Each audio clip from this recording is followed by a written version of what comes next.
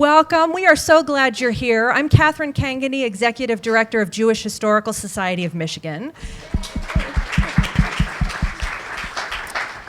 JHSM's mission is to tell Michigan's Jewish history and why it matters. The why, the so what, is the reason we're here this evening, using the past to help prompt and inform a timely and very important conversation. So we appreciate the Detroit Historical Museum for letting us be here tonight. Tonight's program is Hastings Street, Black Bottom, I-375, and reparative development. It's an extension of some of the questions and issues we raise in our exhibit called In the Neighborhood, Everyday Life on Hastings Street, which is upstairs in the community gallery in the second floor. If you've not had a chance to see it yet, please do so. The museum is open until 8 o'clock tonight, or come back. It'll be on display until Sunday, July 14th. That's the last day. So if you want a tour, let us know. We'd be delighted to do that. We also have a spate of programming related to the exhibit and its themes, including tonight's panel discussion. So grab an events brochure when you're upstairs in the gallery, or check out our website, jhsmichigan.org. A bit of housekeeping. This program is being recorded, so if you have not already done so, please silence your devices. There will be a chance for Q&A after the discussion. You'll see a couple of microphones floating around the room. So if you'd like to add your thoughts, just raise your hand and we'll get a microphone over to you, and Jodee, our moderator, will call on you. So now it's my very great pleasure to introduce tonight's participants. Jamon Jordan was appointed Detroit's first official historian by Mayor Mike Duggan in 2021. A public intellectual and career educator, including at the University of Michigan, Jordan is also the founder of Black Scroll Network History and Tours. Adena Hill is program officer with the Kresge Foundation's Detroit program. In this capacity, she supports the development and execution of housing, economic security, racial justice strategies, and initiatives. John Sivills is a lead urban designer with the City of Detroit's Planning Department. Eric B. Larson is Chief Executive Officer of Downtown Detroit Partnership, a private-public cooperative of corporate and civic leaders. He has more than 30 years' experience in real estate, investment, development, asset management, and leasing. And finally, our moderator is Jodee Fishman-Raines, Chief Operating Officer of New Detroit, a 55-year-old racial justice organization that dismantles racism. She's been recognized twice by Crain's Detroit Business for her leadership. So please join me in welcoming our panel.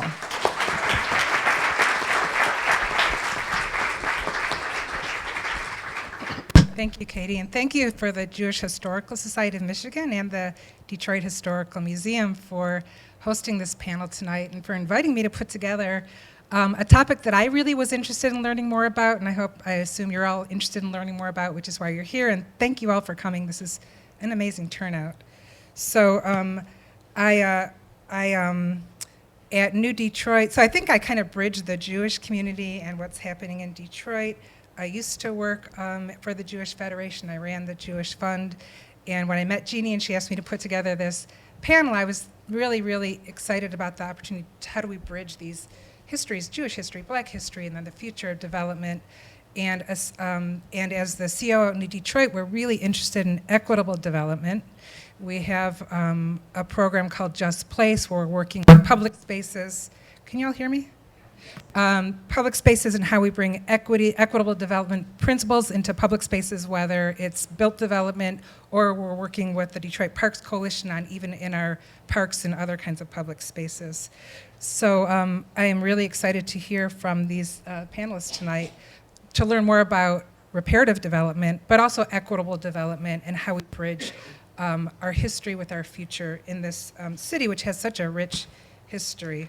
So our format is going to be, I'm going to have each of the panelists explain why they are interested in this project, what their role is. Then I'm going to ask them each of some questions for about maybe half an hour, and then we're going to open it up. We really want this to be interactive, and we want you to ask your questions, give us your comments. What this isn't about, though, this is really about development principles and this project and what it means for the city, what it can mean and what it can mean for future development. It's not so much about the specifics about the road. This has been in the paper a lot, right? It's a little controversial with some people. How many lanes is it going to be? What exactly it's going to look like? There's other forums for those kinds of questions, and we really don't have people here today who can answer those kinds of questions. So this is really, you'll get the sense of what we're here to talk about and what kinds of questions we can answer. And encourage you, if you really want to get involved, there's other forums to talk about the project specifics about the road. We're going to start with Jamon is going to give us an overview. He's the city historian and he knows everything about history. So the history of Hastings Street and Black Bottom. Thank you, Jodee, and happy welcome everybody. What up, though? All right, so Hastings Street is named after Eurytus Parmalee Hastings, he came here from New York, and he was a powerful person in the city of Detroit's history. He ran the city's treasury. He started the Bank of Detroit. He just was a very powerful person. He was one of the power elites in the 1800s, early 1800s to the mid 1800s in the city of Detroit. So after he passed away, they named the street in his honor. So that's the name Hastings. It ran from the river all the way to East Grand Boulevard. So that's how long the street was.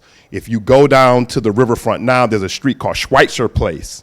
Schweitzer Place between Jefferson and the riverfront is Hastings. Once you get past Jefferson, it becomes 375, and then after that, it becomes 75. So, of course, you can't see Hastings until you get to the Milwaukee Junction neighborhood. There's 3 blocks of Hastings that remains in the Milwaukee Junction area, just south of East Grand Boulevard. But that street is the main street of 2 prominent neighborhoods. The first neighborhood is the main street is Black Bottom. Black Bottom, acre for acre, is the most historically rich, culturally significant area in the whole state of Michigan's history. Not just the city of Detroit, the whole state of Michigan. Because it is the area, of course, the first people in the city of Detroit are indigenous people. They will be followed, of course, by the French who come in 1701 and will build ribbon farms through Black Bottom. And then the British defeat the French in the 7 Years' War, and they build ribbon farms through Black Bottom.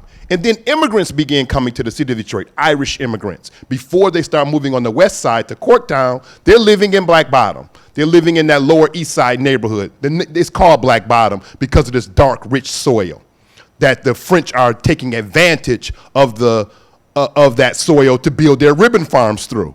And then you get German immigrants. German immigrants will be the majority of people living in Black Bottom in the 1800s. So the majority population in Black Bottom are German immigrants, some of whom are Jewish. Polish immigrants, Greek and Italian immigrants. That's why Greektown is where it is. It's there because it was a portion of Black Bottom. Syrian and Lebanese immigrants, and of course African Americans. Black people have been living there since the French were here and the British were here because they were enslaved in that neighborhood, and then they'll come in larger numbers during the period of the Underground Railroad. And so that will be the center of the Underground Railroad in the city of Detroit, black leaders leading other black people into freedom, and then it'll become an even larger black migration during the Great Migration after Henry Ford offers $5 a day to all workers in 1914. And so by the 1930s, it's predominantly black because many of the former immigrant groups have moved out of that area because they're no longer immigrants. They are now 2nd, 3rd, 4th generation, they're white Americans now. But when they first moved here, they were immigrants, and they had to live in certain areas because people discriminated against them. Certain people wouldn't hire them for jobs. But by the time we get to their 2nd and 3rd generations, their descendants are no longer considered immigrants. And so that becomes the neighborhood for black people, and Hastings Street becomes their Woodward. So the people in Black Bottom, when we think of Woodward today, that's what people in Black Bottom thought of Hastings Street. And then it goes north out of that area to the neighborhood where black businesses are. Since black people can't own property all over the city of Detroit, their property, their business network is right north of Black Bottom. Black Bottom is residential, so Lafayette Park, Greektown, Elmwood Park, that's Black Bottom. But north of that, where Ford Field is, where the Lions actually do play football there now.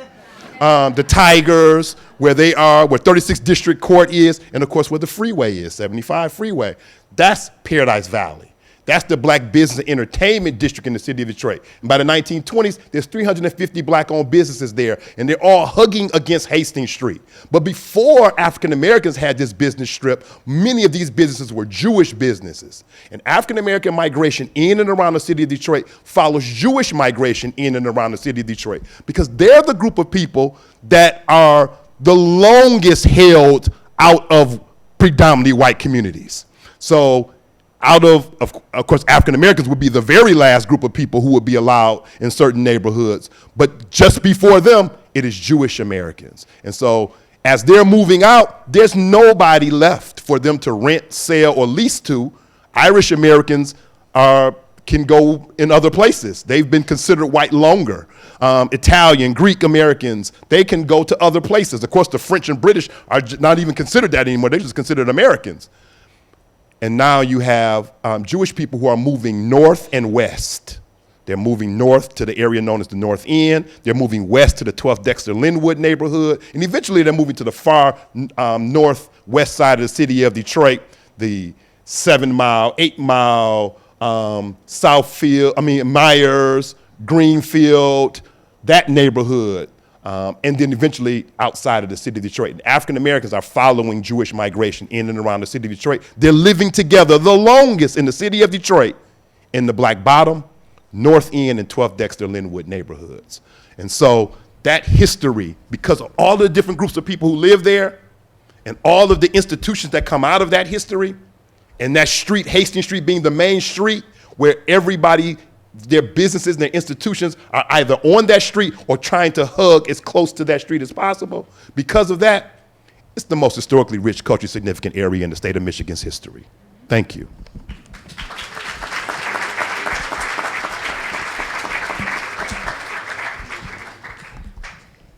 So now we're going to fast forward to so we didn't talk about what happened to Black Bottom and what is planned to happen with 375. So I'm going to have Adena, do you want to kind of briefly talk about what the 375 project, just kind of give an overview. I assume most people here know about it, and why Kresge Foundation is interested in it, or John, either of you. Okay. 375 as a project, and then I'll do Kresge's involvement. Sounds great. You need the microphone.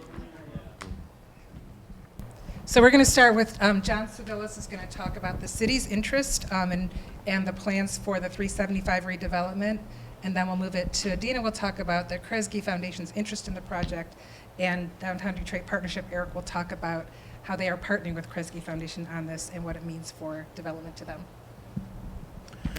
Thank you. So the city's involvement, and I will sort of fast forward to more recent times, understanding that there was a sort of planning study around 2014 that began to look at different ways of 375 connecting to the riverfront. And it began looking at different ways of, like, is it oriented to the east? Is it oriented to the west? Do you keep it the same? Do you bring it to the surface, et cetera, et cetera? Various different cross sections that were studied, analyzed, developed. And it came upon that the surface model, depending on however it was oriented, either towards downtown or towards Lafayette Park, would be the best option. Fast forward that to East Riverfront. The East Riverfront framework began to look at that at a very extremely high level. However, it didn't get down into the level of the historic analysis and implications and everything associated with that aspect from a cultural standpoint. But it did look at it from the largesse of the overall framework and how it connected to the riverfront. With that, there began discussions, and this is a project that, in terms of the design of the boulevard, is led by MDOT. There being discussions as to, well, is there a higher and better use that could come out that could be more of an opportunity to the city of Detroit going forward? And it, during a process right up until the pandemic, began to looking at different options, ultimately settling on an alignment. But then the pandemic happened. Things stopped. As we had a change in administration, we have new funding that came online, and it gave an opportunity to think even further about a higher, like how can we have this to the greatest benefit of the city of Detroit, but from a multiple, sort of multi-layered approach that began to consider culture, that began to consider opportunity, that began to consider how this overall fabric begins to come into the boulevard. And understanding, and I'm not going to delve too much into the broader construct of, or the early concept of the design, only except to say working with the community over a period of time to be able to understand the concerns and to be able to incorporate that in. Now, where we are with the city of Detroit is trying to make sure that we have an understanding of the highway. As I tell people, there was an implication of this highway coming in. There's going to be an implication of the boulevard coming in. The difference is in 1951, I happened to come across a copy of the city's 1951 semi-quincentennial master plan. So that was done in honor of the 250th anniversary of the city of Detroit. From that, if you take a map, and there were two areas that were targeted for quote unquote urban renewal. One was Black Bottom and Paradise Valley, as Jamon Jordan had referenced. The other one was Corktown. There's a reason why there's a historic Corktown, and there's a reason why there isn't a Black Bottom or Paradise Valley. I'll give you 3 guesses, and the first 2 don't count. But I feel that it's necessary to be able to understand that and to be able to have that factor into the overall planning and to become central. Because in order to provide that opportunity, how do we bring in equity? How do we make this inclusive? Who is it that we need to talk to and to network with? The stories that we need to understand and factor in. So this becomes a part of a process that we hope over the next 12 to 18 months, that the city of Detroit will have an opportunity through not only the zoning and land use study upcoming, but a broader framework that begins to tie in all of the multi-levels, all the layers that is necessary to ensure that the project works more as a system of mobility that is inclusive of all. Sounds good. That's a good place for me to pick up.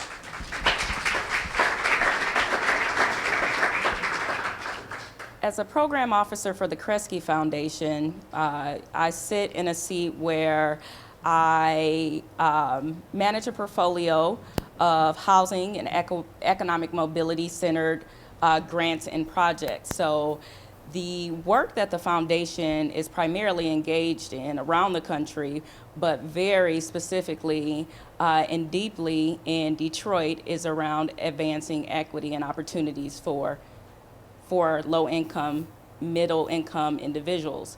And the intent behind our work in the I-375 project is really to ensure that community is lifted up in the process, that community is engaged and involved, and that the process has meaningful community involvement. And the project's history, as you've heard about from Jamon and referenced in John's remarks, this is an area with deep history. And that's something that really needs to be contemplated and considered as you plan for new development and plan for new infrastructure. What makes a development reparative is its ability to acknowledge and to properly involve those that were harmed or could be harmed, and to avoid future harm, and to really think about the opportunities for redress. And the way that you see those opportunities come about is really by knowing what is important to the folks who lived there before, those that were displaced. We're talking about an area in the city where over 130,000 residents lived and were displaced. 300 plus businesses were displaced. So there was an economic loss. So there was opportunity that was lost. So how do we work that back in to the development in present day? So we have a project and we have an opportunity here that could be transformative for the city.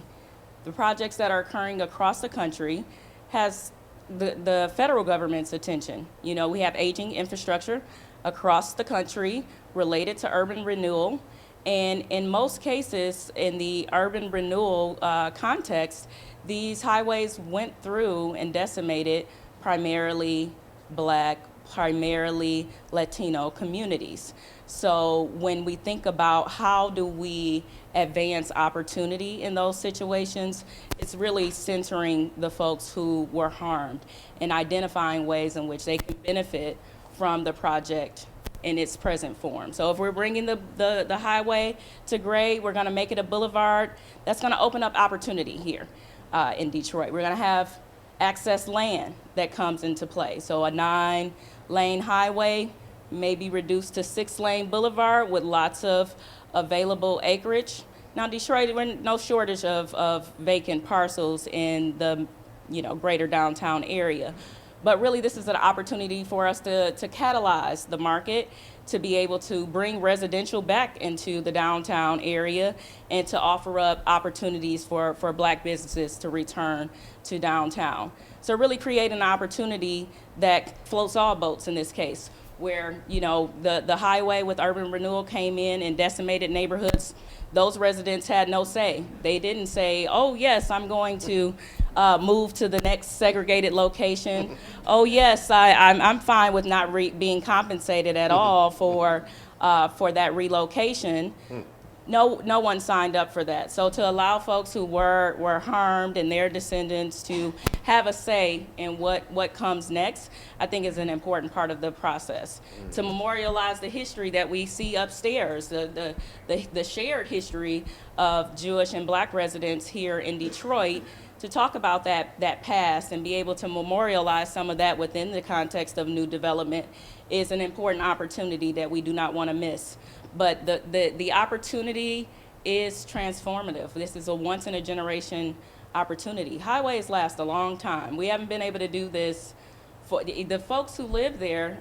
Many are not living anymore. So we want to make sure that we have the opportunity to put something in place for the next generation that's going, this thing is going to outlive us all. So we want to make sure that we're making decisions that are to the benefit of the whole.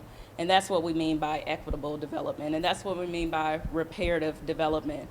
To go deeper, be intentional about the product that's received, who benefits from what is developed, and that we are properly acknowledging harms that were done and figuring out a way to heal as a community as a part of that. So Kresge is committed to making investments, and that's why we've made the investment in DDP to try to address some of the concerns that we heard were gaps in the project, what was coming up for community. And we've had long-held interest in the area, commitments to Woodward and the Central Business District. And to the original planning study in 2014, we contributed to that study to see what the possibilities were. So been committed to seeing how this project would evolve, but really doubling down on those efforts now to ensure that this transformative opportunity isn't missed, and that this is something that we can take advantage of as a community here. We're going to stick with that.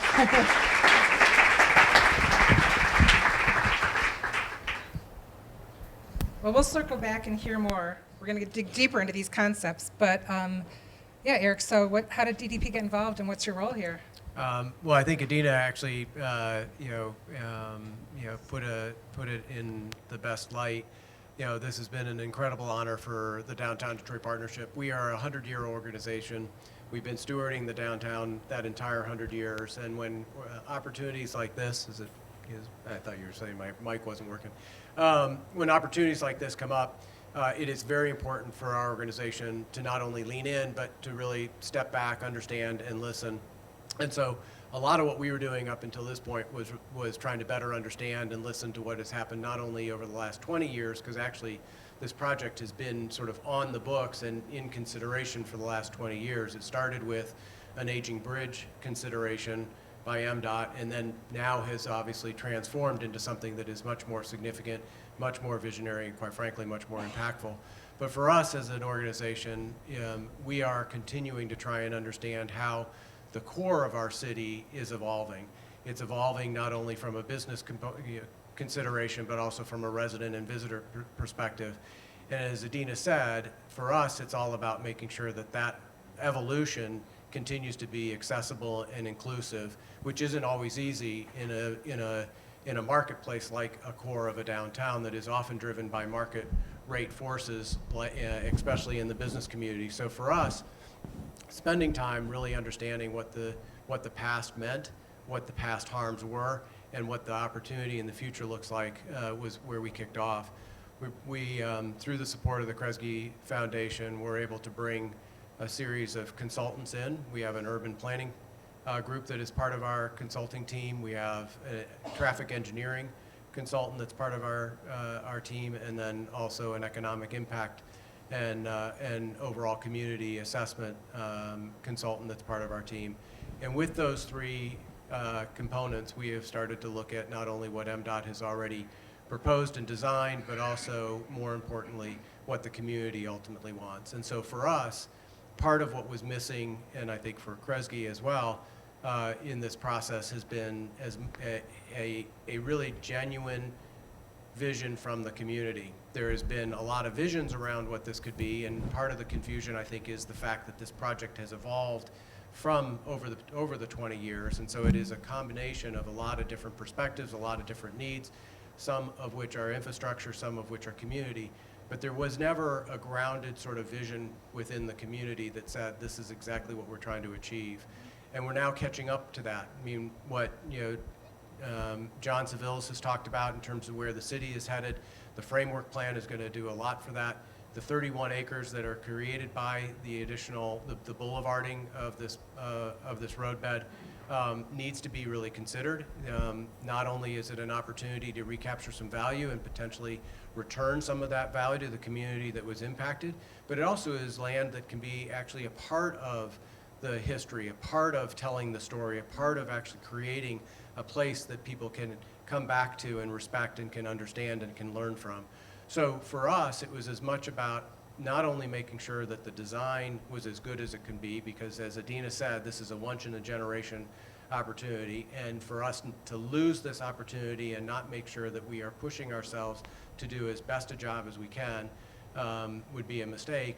But it also is an opportunity for us to really think about what are some of the critical mechanical pieces of what will ultimately make this possible. Just when we redid the off-ramps into Greektown, there was a 2-week period that Greektown Casino alone lost $5 million. If we go ahead and with a project that isn't really thoughtful about the way we mitigate the construction over the 3-year period, we will be back in the same situation that we were 50 years ago and put an entire industry, an entire community, and an entire economic base out of business. So those are the kinds of things that this grant has allowed us to start to think about. Those are the opportunities that we are trying to work in very close coordination with MDOT and the city. There are a whole bunch of different perspectives, some of which will be addressed and some of which will be satisfied, some of them which won't. This is a very complicated process. But for the Downtown Detroit Partnership, we're excited to be here, and we're looking at how we can make sure that genuine community convening continues to take place, and nights like this are exactly what that's about.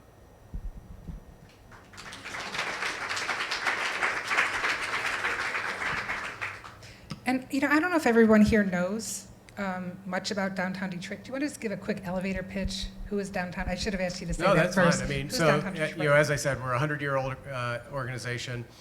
Started in the 20s, really always focused on the core of our city. So, expressway to river.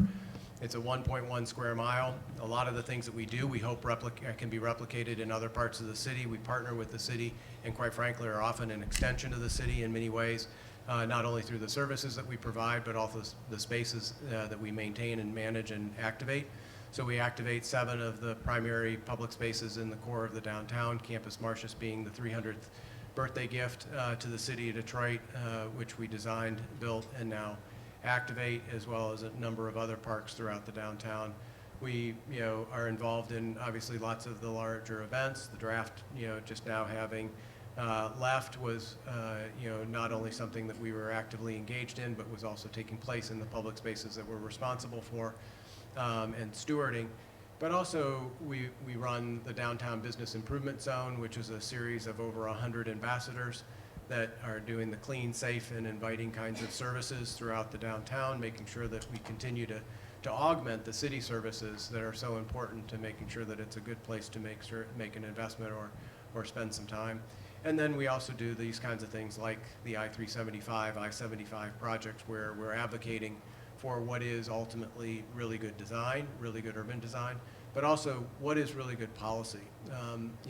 These are all interventions that will last us a lifetime. And so making sure that we're being smart about the expenditure of our taxpayer dollars, making sure that we're maximizing and multiplying the impact that those expenditures have, and making sure that we're thinking about what the future really looks like. In the downtown, we now have 60% of the work population that is returned to the office. So we have 40% that isn't here. We have significant more demand on our residential and hospitality than we do on office. We have much more activity in the entertainment industry than we do in the office. So we have 34 million people that come into the core of the city on an annual basis to visit. We have less than 70,000 that come in on a daily basis to work. So we need to think about those things as we're designing infrastructure, as we're making improvements, and as we're making decisions that are going to have to embrace the way that the city is transitioning and where the economy is going. This isn't working very well. So, can you hear me? Yeah, that's good. So I don't know, John, if it's fair to ask you. I mean, I just read this could be a truly transformative project. You've also that, and there's been comparison to the riverfront development, how that really was transformational. I don't think we've seen, downtown Detroit's been redeveloped kind of in bits and pieces, but not as like a big single planned project, I don't think, right? So, and I know it's going to be dependent on what residents want to see and business owners want to see, but I'm just curious, can you paint a picture for people what this might look like? It's more than just a road, right, being raised. Could you give us kind of paint a picture of what it might look like and what kinds of things you would like to see, knowing that we need to get other input, but just bring it to life for people. What might this look like? Sure. So, you might need to turn off shorts off. No, it had a weird echo to it. Sorry. In terms of a process, I'll start with that. I think it's something that it needs to be iterative, meaning that we have the boulevard, we have the framework, and they have to be able to talk to each other. One has to be able to begin to influence the other. And it would be, I think, in an ideal world, that it's the neighborhood that has an understanding, not an understanding, but has the impact on the boulevard design. And this is something that has been committed to. I think when I look at myself, I am a person that, I mentioned to people, some of you may know, I don't drive because I have a visual impairment. And I live in Lafayette Park. I think it's important to note that I am a resident of the area that I am about to study. But why that is important, I also have to place myself in what is the experience that I have, say, in the principal locations that I am going. Because likely these are the same areas that my neighbors are going. And they may have other areas that they're going to. So how you begin to envision yourself being on the ground, I think is very important, because a lot of times some of us could, in planning world could be way up here, but you have to be down as you experience it. And you have to be able to understand that. And I think to be able to have the dexterity in design to understand that is going to be critical.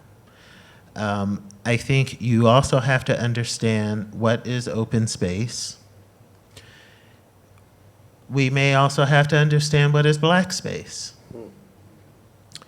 And I think that has had many different definitions. I remember being on, for instance, a panel between June Grant, who's an architect, and Elizabeth Kennedy, who's a landscape architect, and just a vibrant discussion between these two highly accomplished African-American designers, in just trying to understand from their perspective, what is that? And then to understand what is the space that we all begin to learn from. Some of the engagement that I have had has been, is there a place that we could begin to learn more and could be educated? Is there a place that we could begin to express art? Is there a place that we could have affordable housing? Is there a place that we could have an opportunity to set up a business? I think these are all of the things that I envision coming in, but to be able to make sure that they're orchestrated in a way that we can all say that we have a part in, that we've had those discussions to begin to have a part in. It's something that it takes place over a long period of time, and anyone who is familiar with the city's framework process when we study a neighborhood, the ideas are coming from the community.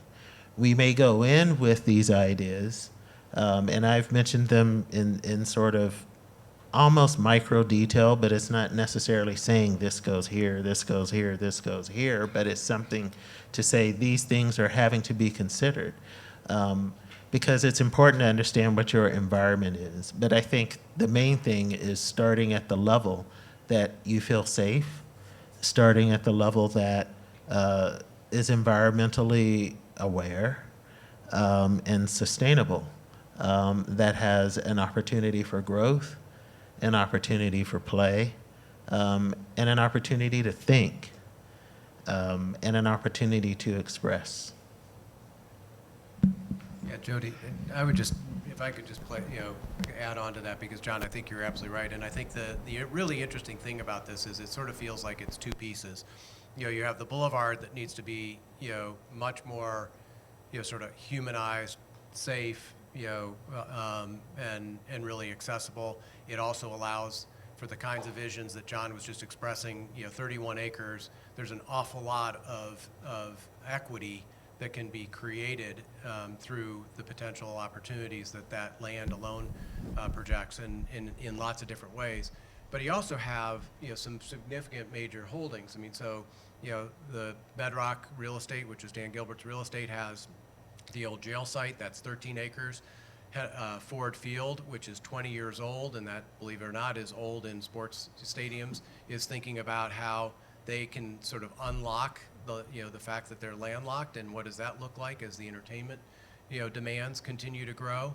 You have obviously Brewster and Brush Park, that it has tremendous development holdings and opportunities on the northern end of this.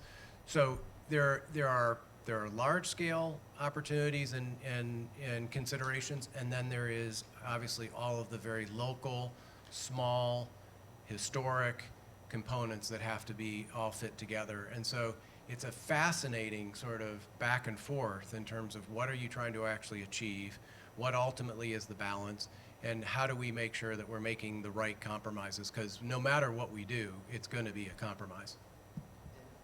That's important that you stress that, because it's to be able to look not just at the 30-something acres. I think one thing to understand, everything that everybody could think about would never fit in 30-something acres. Just being honest about that.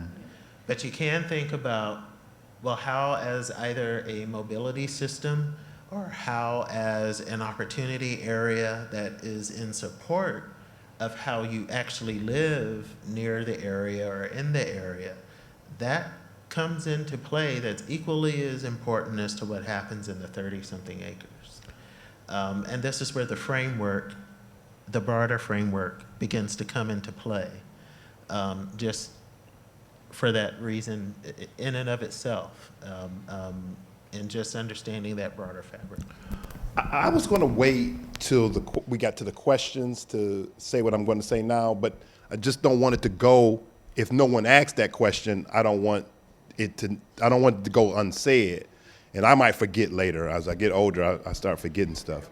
So we're talking about, or John and Eric have been talking about, and they've been talking about the plans or what might happen or what maybe we need to be thinking about when in this reimagining of 375 and when it becomes a street or a boulevard, 9 lanes, 6 lanes, whatever. But I can't neglect to say what happened to Hastings Street. So I told you about how we get a Hastings Street, but I didn't tell you how we don't have one now, all right? And so what happened is there is a race riot in the city of Detroit in 1943.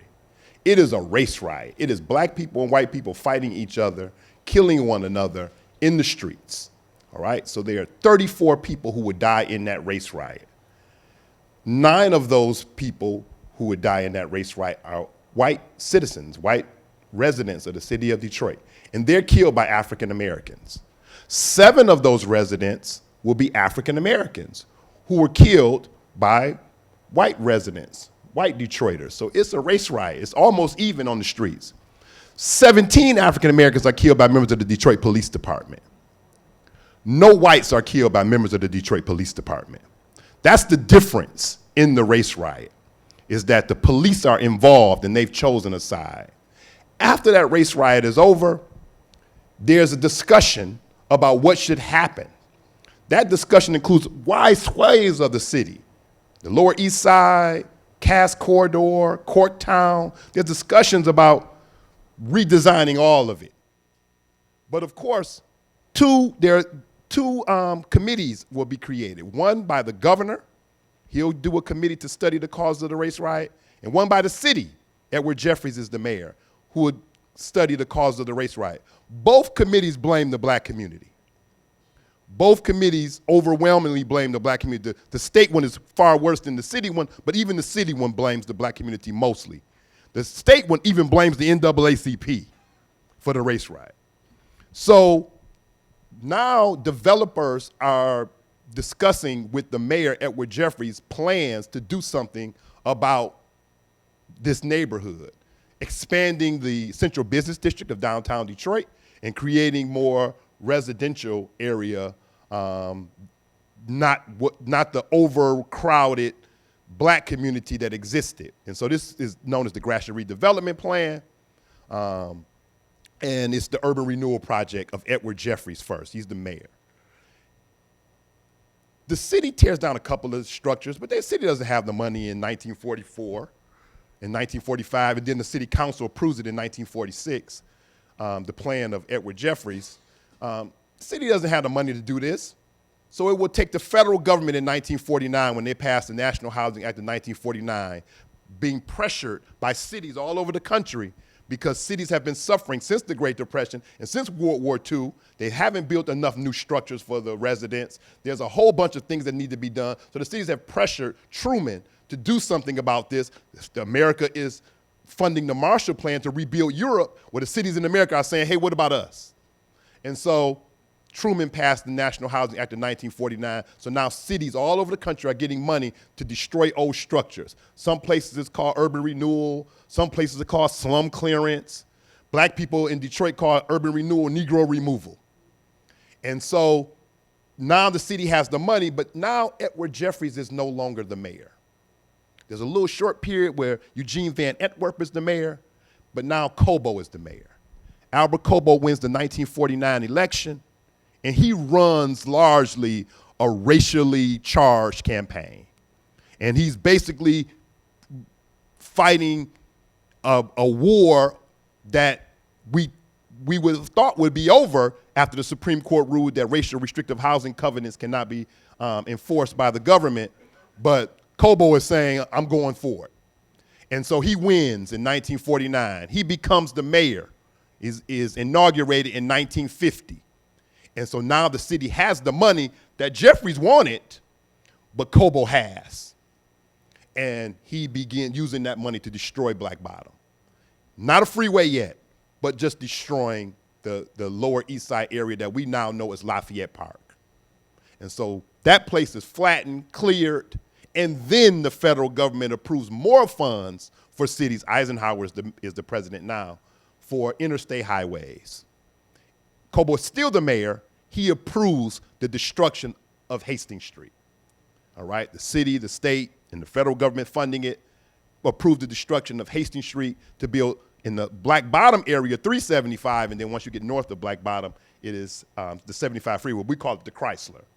And so this freeway is built, other freeways get built too, so it's not just this freeway. And this is happening all over the country as well. The Lodge will destroy Chinatown, the first Chinatown in the city of Detroit. So we'll lose the Chinatown because the Lodge is built and destroys that neighborhood. But Black Bottom and now Paradise Valley is being destroyed.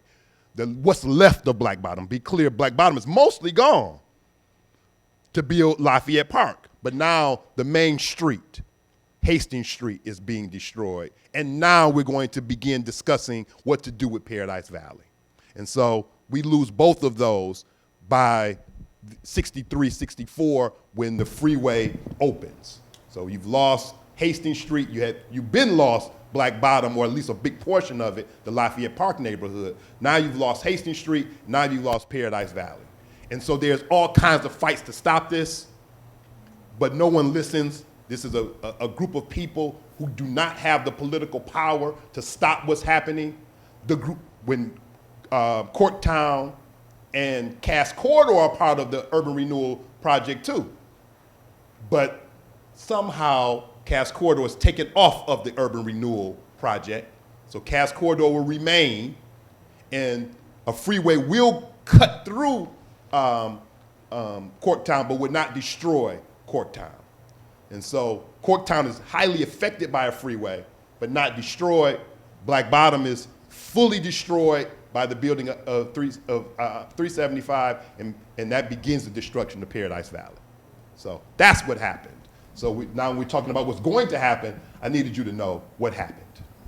Yeah, so what do we learn from our history, right? And I hope we learned from our history, and that we're not going to do development the way it was done in the past. And one thing that's different now, a lot of things are different, but one thing that's different now, I think, is that we have these great philanthropies, right, that can step in and play a role. Cities can also do things differently.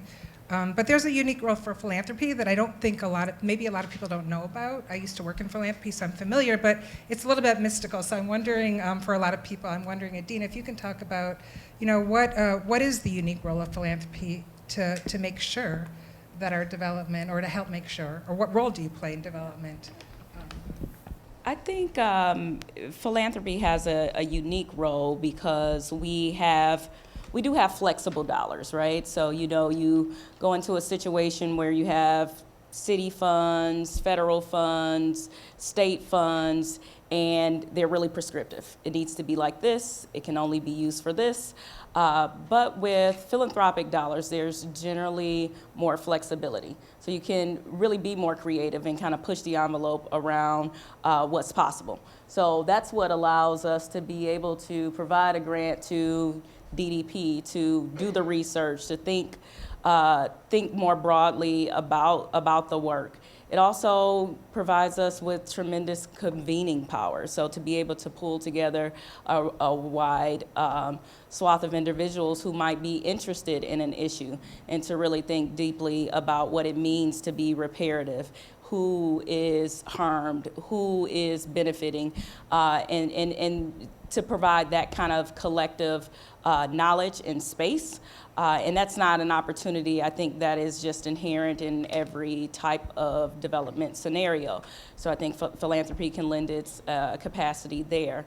Also feel like philanthropy, especially as a national funder, we have an opportunity to look across the country, look across the way that these projects are impacting various communities. Kresge had the opportunity to sponsor a conference in St. Paul, Minnesota, the Reconnecting Communities conference that brought together communities from at least 14 different jurisdictions that were facing similar highway infrastructure projects that were going to have some type of solve, whether it be a cap, a boulevard, or a complete removal of a highway. And we can think collectively about what is the best approach for bringing opportunity, economic opportunity, back to certain communities. So I think there is an opportunity for philanthropy to lift up the voice of community, to bring community to the table, because I think folks want money at the table, right? So philanthropy might be asked to be a part of the conversation, and we can do the due diligence of ensuring that community comes right alongside us and can sit in those seats as well, and have that broader reach and ensure that folks get an opportunity to weigh in on the process in a meaningful way. So I could ask more questions, but there's a great audience here, and we've been talking for a while, and we really want to hear from you. What are your questions, comments, thoughts? So we're going to open it up now, and we'll pass the microphones around. So there's water.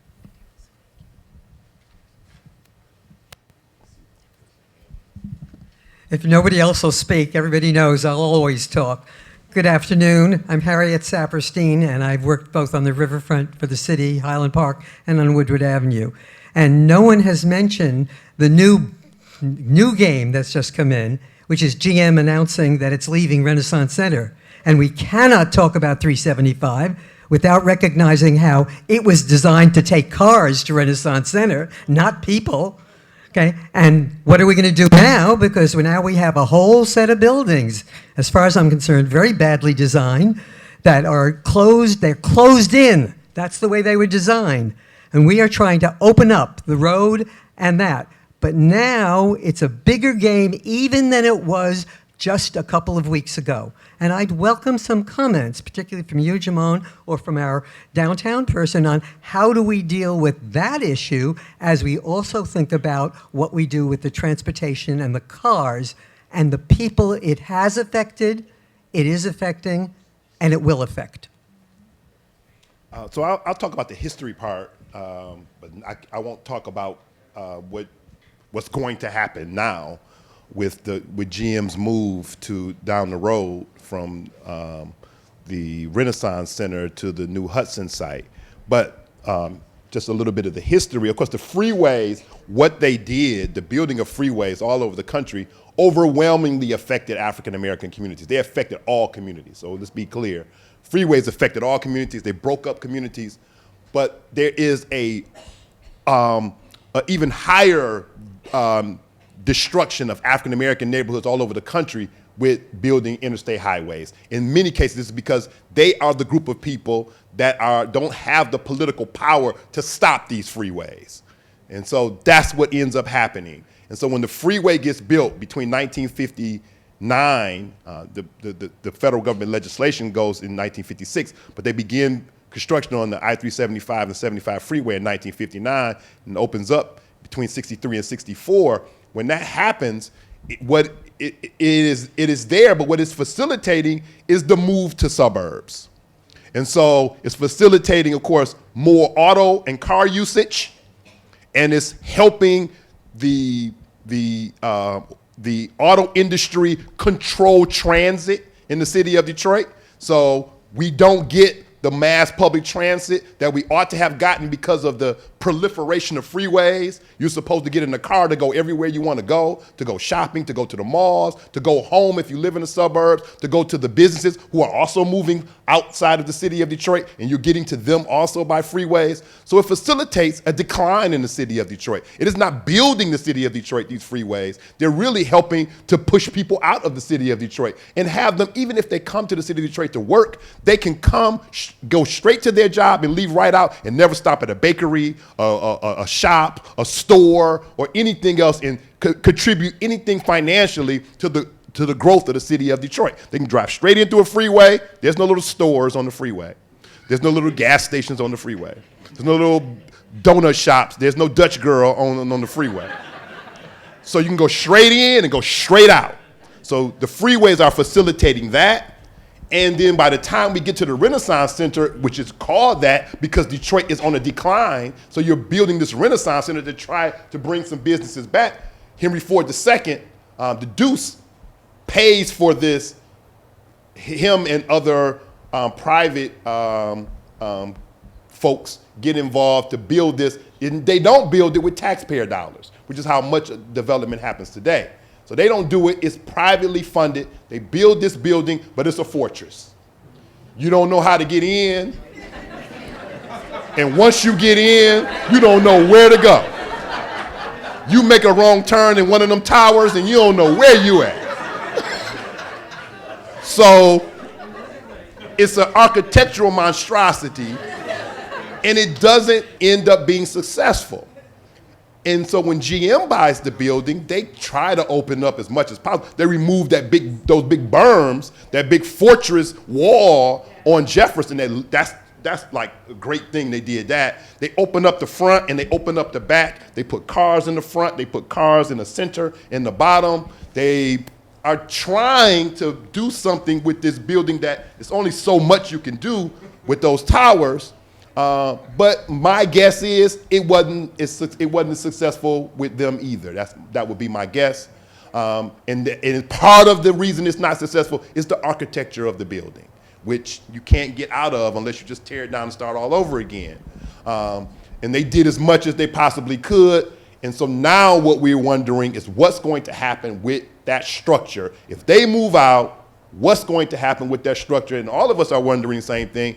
I can only talk history. I can't talk about the future, but I'm just like you guys. I'm wondering what is going to happen with that big structure that the Renaissance Center sitting right down on the river. I won't talk about future either, but I will say that there's an opportunity to always be learning from the history, right? We don't want to repeat anything from the past, and I think that's the most important thing that I gleaned from Jamon, from the exhibit. It's like when you think about the history, we think about the loss. We think about how the freeway infrastructure did not support business development, did not support the connectivity of community. And we need to think about that, I think, as a community, as Detroit residents. Well, what kind of Detroit do we want to live in? What kind of opportunity do we want to provide in the future? What kind of city? What kind of city do we want to live in? And does that city have places where you can stop along your ride? What does your ride need to look like in order for that to happen? Are you riding in a car? Are you riding on a scooter? Are you walking? How walkable is this new reality? So I think taking those lessons from the past, knowing that what we lost, what opportunities have been stripped, that's both, the harm that was committed against the Black community, but it's also the economic opportunity that the city lost in all of this. And how do we bring life back into the city from transformative opportunities like that? Something that gives an opportunity to float all boats. But I think that's why it's important that we all stay involved and be committed to this project and others, and that the equitable principles, reparative principles that we're talking about have a place beyond just this project, because it's going to be important. These projects and developments will take years. We're talking 10, 20 years before we see the fruits of our labor here. So we want to make sure that the principles, that we know why we're doing what we're doing, is really what I want us to get out of this process. But I'll let my planning folks speak to how we get to that next level in the future. John, What do you the want to take a development minute, or looks do you want me to? Well, you were asked the question. I could. Okay, all right. So another thing is, the highway was built at a time when Detroit's population was pretty close to its all-time high, and we now are at a point in the city's history where, thankfully, population is stabilized, but it is significantly lower than it was when the highway first went in. And so, just thinking about demand alone, so all those things are being factored and need to be factored. As far as the Renaissance Center is concerned. Not only did the Renaissance Center, the main Renaissance 4 towers and the hotel tower, go through this transformation 2 weeks ago, the 500 and 600 towers, which are shorter and sit, just to the east of the main building, also were sold. The 500 tower, a week after the 2 towers were sold, was sold again, and it was sold with the intent to turn it into residential. So I think that's an interesting indication of where the demand is currently within the real estate market and what product type is being driven in terms of the riverfront. Most of the consideration right now on the riverfront is not office. It is 24/7. It is residential and leisure. And that is where the greatest demand, quite frankly, in the downtown is right now, between hospitality and residential. So that's where the investment, that's where the dollars are going. I'm not suggesting that the Renaissance Center and its towers will be torn down. There are some real challenges with that. 1,300 hotel rooms, which drive the bulk of our entertainment and convention business, are contained within that structure. If we lost those 1,300 rooms, we would lose the opportunity to attract large-scale events. That's a huge consideration as we think about that complex. But the smaller 500,000 square foot office towers that flank it are very much in play in the near term. They're very much in play for a conversion or some sort of reduction. And I think we'll see the riverfront continue to transition into more of the 24/7 type of uses. Can you hear me? Yes. Okay. I think you also have to consider, that was a time, and a lot of your industry was along the riverfront. So it wasn't a place where you necessarily went to recreate. And it's only been recently when Detroit has discovered, relatively recently, it's a riverfront city. It's an international riverfront city. And a lot of riverfront cities, and I say this as my background is in architecture, and having grown up on the ocean, I appreciate that. So when I go to cities, even like Washington, D.C., or anywhere else in the country, I do look for that. How does the city treat its connection to the water? And at that time, Detroit didn't treat it very well. Mm-hmm.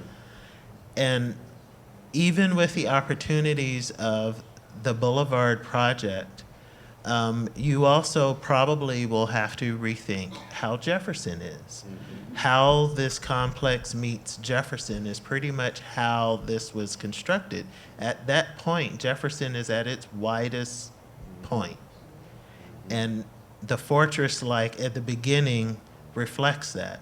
They've made improvements since then, but part of the barrier is the street. Mm-hmm. And you really need to think about what happens at that location. Right. As you go forward, because no matter what is developed there, if we don't really think about the crossing at Jefferson at that location, I think you're still going to have the same problem. But it's also a culture shift too, in that as the city begins to grow or begins to look at, different uses going forward, you're not going to have, say, for instance, as many parking spaces as you used to, or surface parking spaces, I should say. You may have them as part of an overall development. So how we begin to think about transit, how we begin to think about the distance that we walk, which is no different from any other great legacy city across the country. That's a real thing we have to think about. Like, Motor City doesn't have to go away, but Motor City, I think, the motor changes. Mm-hmm. And it reinvents itself. So I think this is an opportunity for Detroit to do the same. And a lot of times change is difficult, but sometimes change is necessary. Oh, yeah. That's right. He's had his head up for a while. right? He's standing up. Yeah. Yeah, if you'll stand up when you're called on. Hello. Hello? Okay. Yeah, we hear you. Hi, y'all. My name is Kevin Ramos. I work with the City of Detroit Zoning Division, BC, so it's great to meet you all. When you mentioned zoning and land use, I know that I tried to contribute to changes to the zoning ordinance that would support more folks in Detroit in terms of equity. And we're just very busy and understaffed in my office, so like I don't have a chance to do as much as I can, especially with some of the committees that I'm a part of. I'd like to do more, but I'd like to ask how can nonprofits also be applied to this future plan in a way that we can include cooperatives and more stability for folks that can be vulnerable to the changing economy. Like I grew up in Los Angeles where you'll find very rich communities right next to very poor communities, and when there's the influence of money, I think that how can we include nonprofits in this long-term plan? Well, yeah, I most certainly think there's an opportunity for us to think about being more inclusive, and that does require that we have nonprofit partners in place, and that we're thinking about policies that are going to ensure that there's housing and business opportunities that are available for individuals who would not necessarily be able to benefit from those opportunities if we let market forces just take over. If we let the market take over, capitalism will be at play, and we know that the numbers always will be in the favor of folks who have the dollars. So I want to make sure that we are doing what we can as a city to ensure that our nonprofit partners are supported in their work, and that there is an opportunity for Detroiters to own parts of the project so that there is some equity even in the development that we see. Even if there is market development, that there's an opportunity for Detroiters still to take part in that. So that's something that we encourage when we think about community ownership opportunities and what that could look like in future development. So that is all supported by nonprofit partners, and that thinking is evolving, I think, here in Detroit, and it is a lot of our community partners that are in place to make those recommendations and to provide that type of support about what's needed. Yeah, and I would just say, just real quickly on that, I mean, this is one of the things that's so unique about our philanthropic community and Kresge in particular, because they often are leading, both in terms of thought leadership as well as best practices. And so, they aren't encumbered by, the governmental regulations. They aren't encumbered by election cycles. They aren't encumbered by, sort of the for-profit kinds of motivations and needs. And so the foundation community has already started to lean into that. Again, Kresge has created this reparative roundtable. That's a conversation that is very important as part of this broader conversation about infrastructure, and it gets right to what you're talking about. One of the things that Future Cities is thinking about right now is how could there potentially be a community fund? What does that community fund look like? Our friends at MDOT have already been talking about this excess land should have some part in the equity and the contribution both to the past as well as to the future, which is what you're talking about. So again, I happen to be very optimistic. I think that what the city is demonstrating today is a city that ultimately is showing the world how things can be done. We're a living laboratory. We got to the place where we could really drop no further, and the only way was to come up. And the way we're coming up has somewhat of a blank slate. And so taking advantage of that, thinking about intentionally how we're doing that, and then having partners like Kresge to allow us, not only with the resources, but also with the vision, to be able to execute on that is really what you're talking about.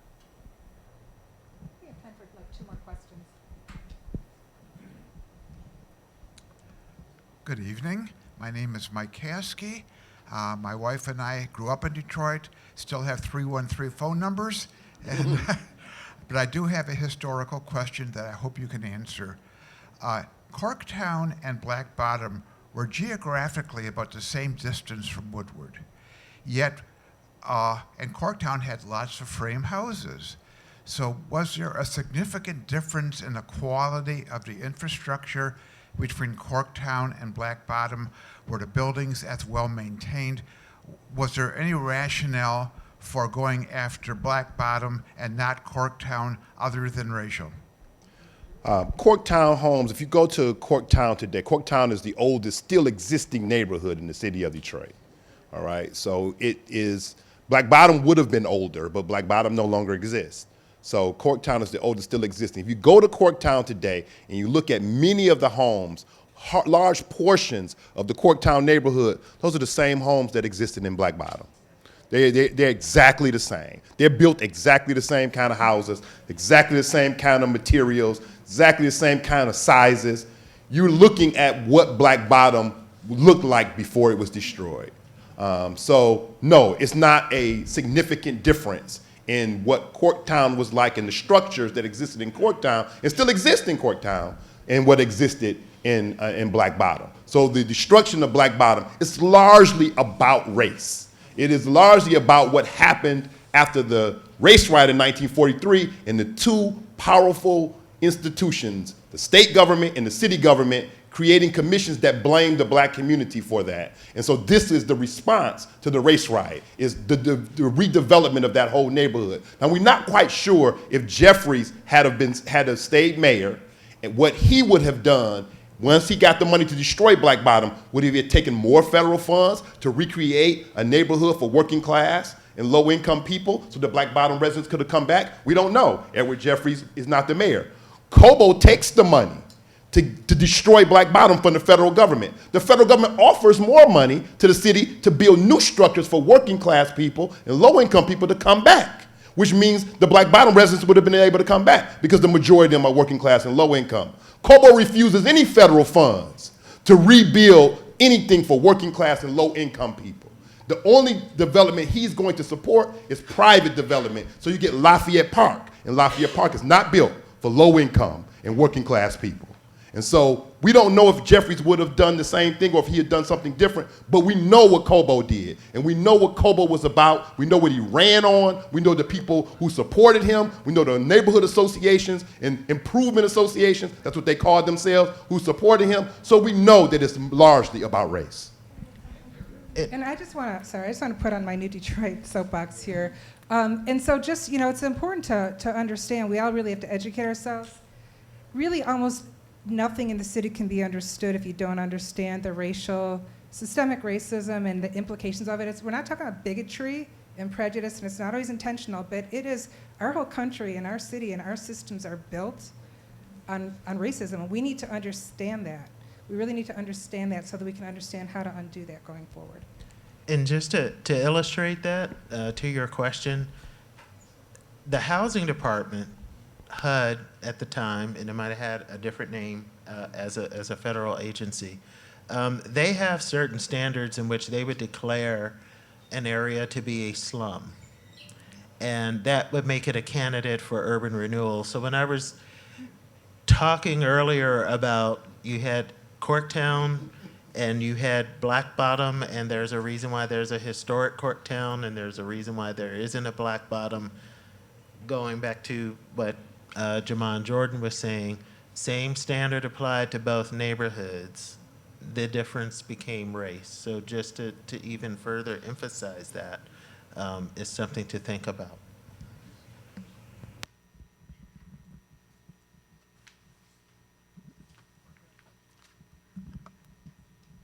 Hello? My wife and I came here in 1971 from the great jungle, otherwise known as New York City, after I graduated from med school. And just a comment as to something you mentioned a little while ago regarding the upswing of the city of Detroit. I'm just curious what you think this recent amazing event they had, the NFL draft, what kind of play is that going to make in the future of bringing in outside funds, outside development?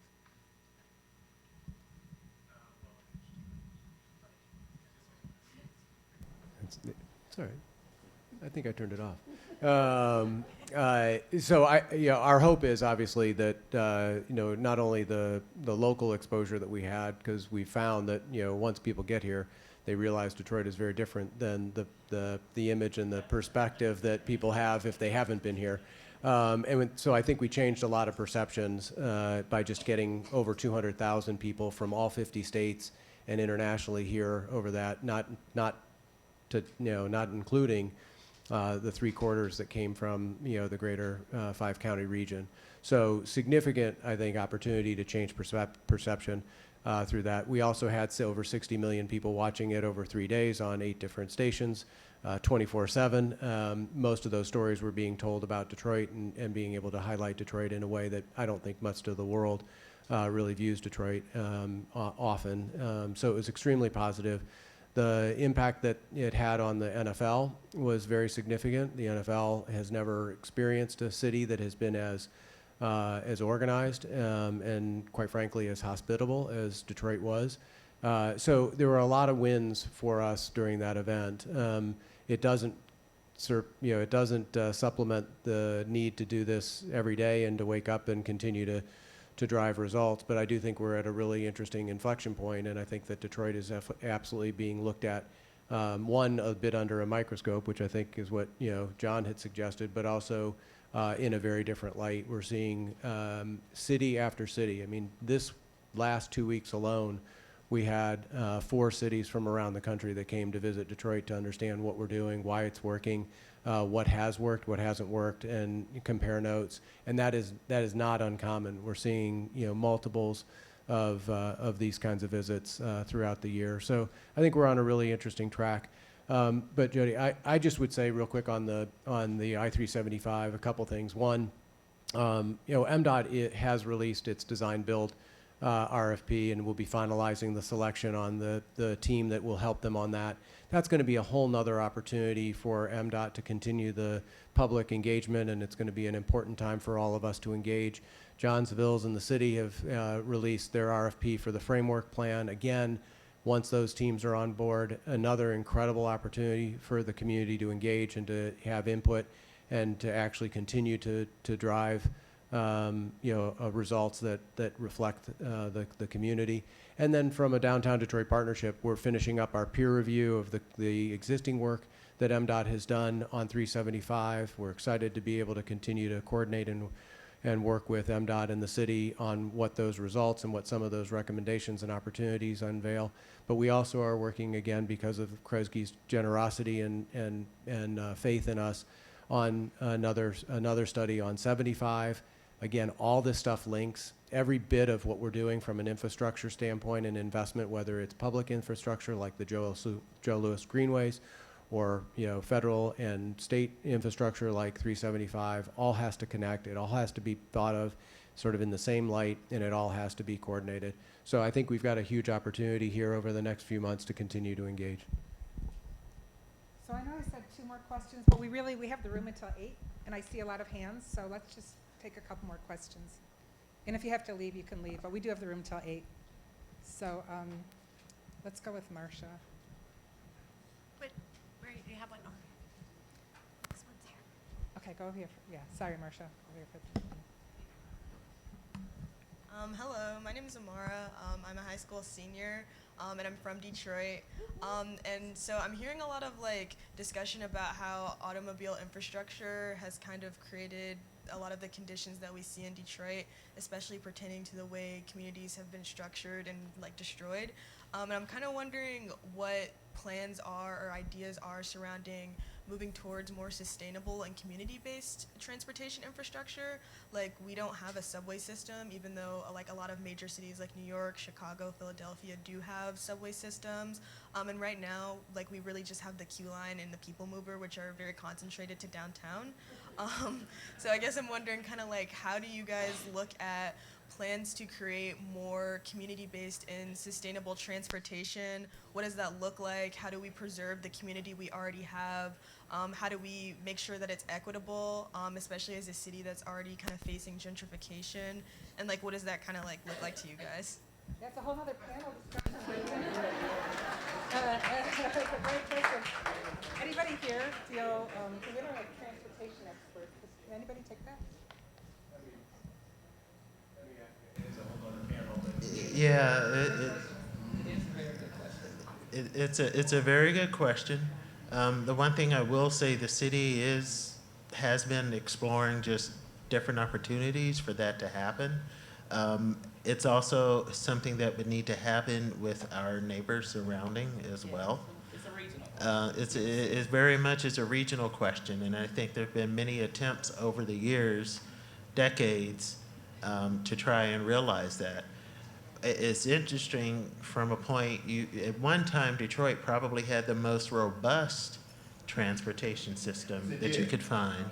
And it's a completely different story. And we had an opportunity in the late 60s, at the same time the government was about to fund Washington's metro, that we had an opportunity to also have a metro in Detroit, and we decided against it at the time for whatever reason.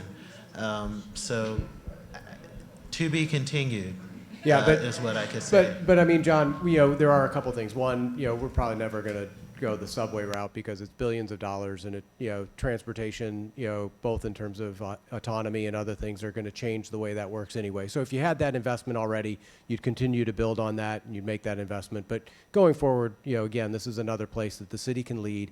We can be very innovative. We can be very future thinking and look at things that are more flexible, quite frankly, that may actually serve smaller populations, get to communities that are actually harder to access.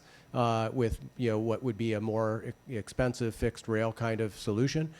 So I think that's a real opportunity. The other thing is, I mean, the county, Wayne County exec, Warren Evans, on a panel just a week ago said that he was actually now supportive of putting regional transit on the ballot and actually moving that forward. Oakland County and Macomb County have already done that.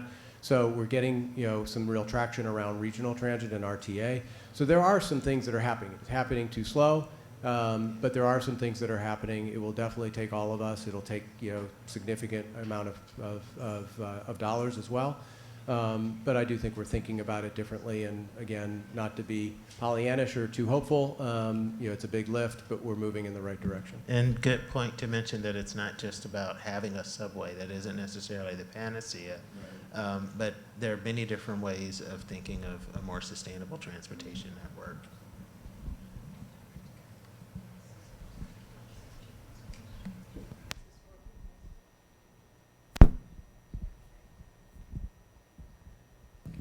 Thank you.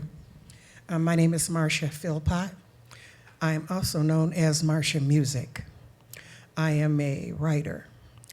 I am really the first person that began writing about Black Bottom in this period of history.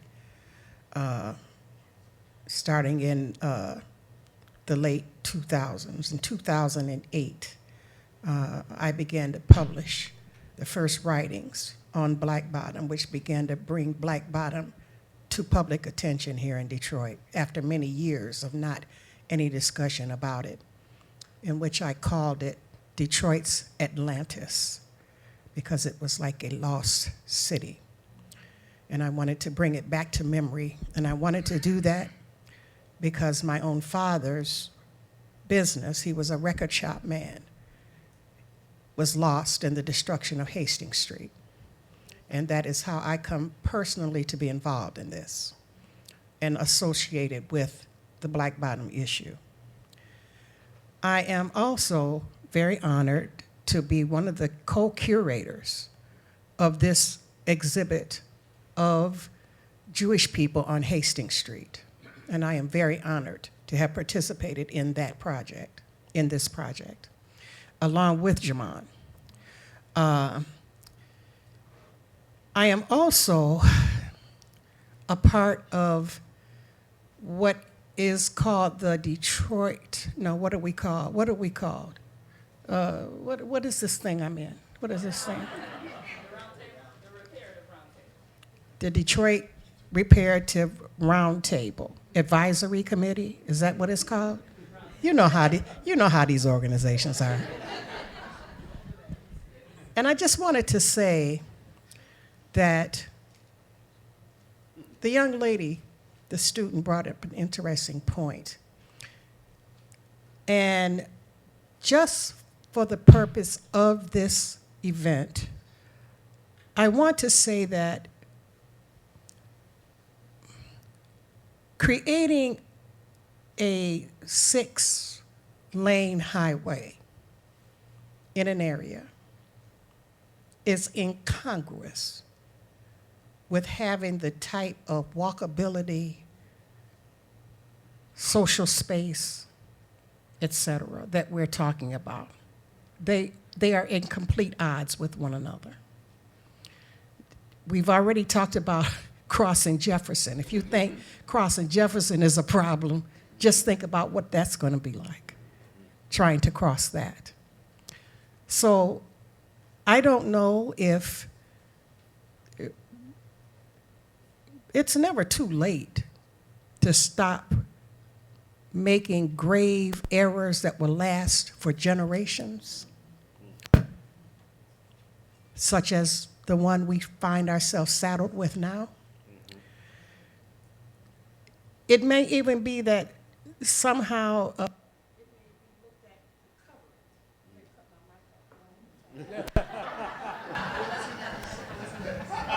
Thank you, thank you. I am going on a little bit, but it may even be that having cars traverse the area beneath the area, a tunnel, something. I just don't see how. Oh, no, that's okay. Yeah, that's okay. Thank you, sir. Thank you, sir.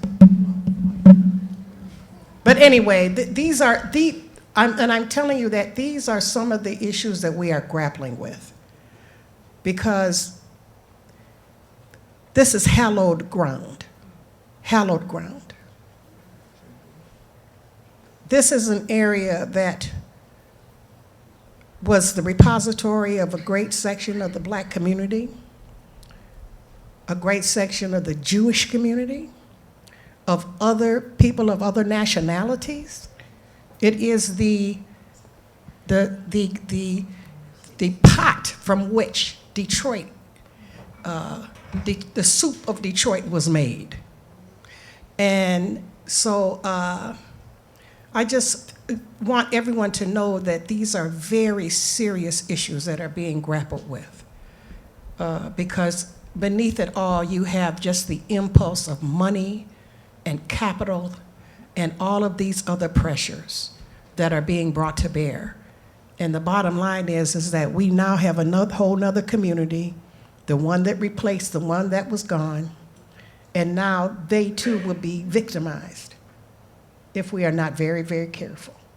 So, but I just want to express that, and but also to say I'm so grateful that we're having this conversation.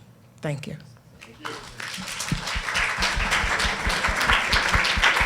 Thank you. I think we're going to close it out with that comment, but I want to just be uplifting and say I think you hear from the people up here real commitment to making sure, right, that we take it that we make this take this opportunity and make it what it really should be and could be.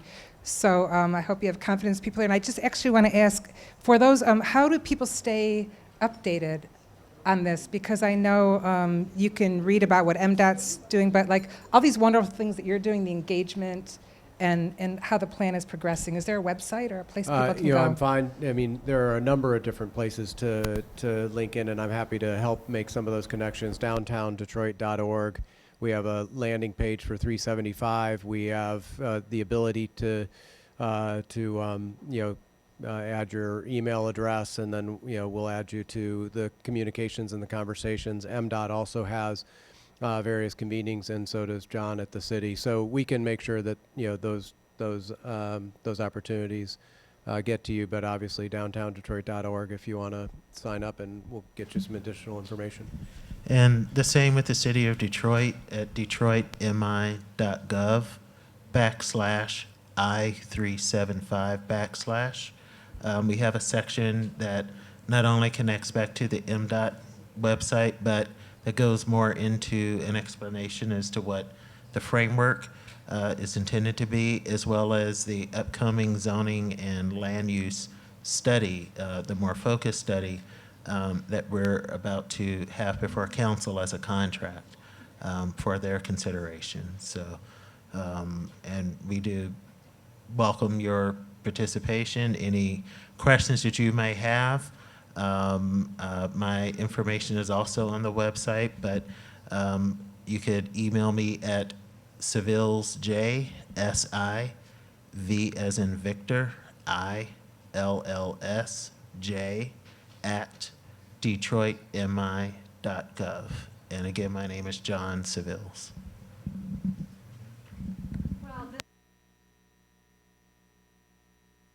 Let's see. There we go. Okay. This was an this was an incredible evening. We are over time, alas, so there's no time to go upstairs to in the neighborhood, but we're here.